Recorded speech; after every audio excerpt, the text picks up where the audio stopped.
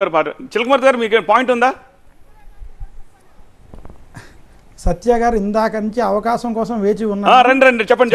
ఇది ముఖ్యంగా నేను చాలా ముఖ్యమైన పాయింట్లు చెప్పాలి. ఎందుకంటే మీరు అర్థం చేసుకోండి, ముందు TV9 యాజమాన్యం ఇలాంటి కార్యక్రమాన్ని ఎత్తుకోవడం చాలా ఇది శుభ పరిణామం.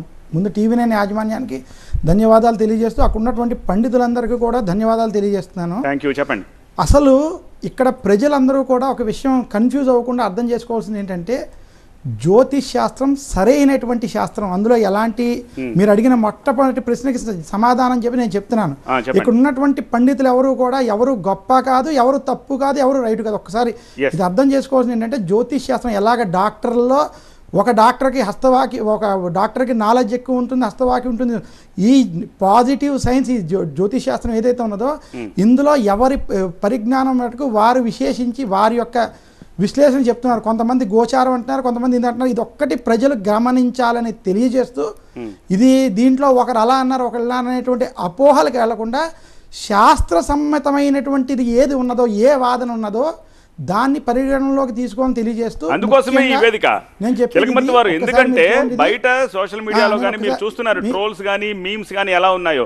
వేణుస్వామి ఏం చెప్తారు? నిష్కర్షగా చెప్తున్నారు. వస్తున్నాను సత్య గారు, చెవి కోసుకుంటాను. గోచారానికి వ్యతిరేకంగా మాట్లాడిన విషయాలు కూడా కొంచెం నేను దానికే వస్తున్నాను. ఒక్కసారి ఇప్పుడు చాలామంది ఇక్కడ గోచారాన్ని పరిగణనలో తీసుకున్నటువంటి వారికి నేను ముందు నా సపోర్ట్ తెలియజేస్తున్నాను. ఒక్కసారి చాలా జాగ్రత్తగా వినండి. ఇది క్రోధినామ సంవత్సర పంచాంగం, నేను రాసినటువంటి చిలకమర్తి పంచాంగం. గొల్లపూడి పుస్తకాల్లో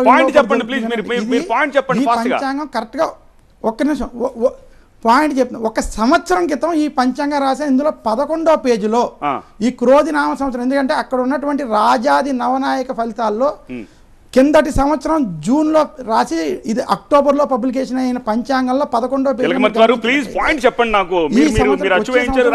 సంవత్సరంలో తెలంగాణ రాష్ట్రంలో, ఆంధ్ర రాష్ట్రంలో కూడా రాజ్యాధికార మార్పు జరుగుతుందని నేను రాయడం జరిగింది. రెండు చోట్ల రాజ్యాధికార మార్పు జరుగుతుంది. అకార్డింగ్ టు చిలకమర్తి వారు ఆంధ్రప్రదేశ్ లో కూడా గవర్నమెంట్ చేంజ్ అవుతుంది.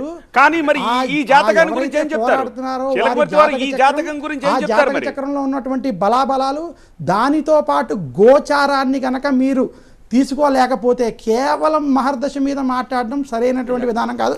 ఒక పాయింట్, మహర్దశ అనేది ప్రాధాన్యత ఉన్నది, దాంట్లో ఎలాంటి దోషం లేదు. కానీ మహర్దశతో పాటు గోచారాన్ని గనక మీరు, అదే కాకుండా జరుగుతున్నటువంటి సంవత్సరాధిపత్యం, దానికి ఉన్నటువంటి పరిస్థితుల్ని కూడా మీరు గమనించుకోకపోతే, ఇవన్నీ మీరు మీ యొక్క విశ్లేషణలో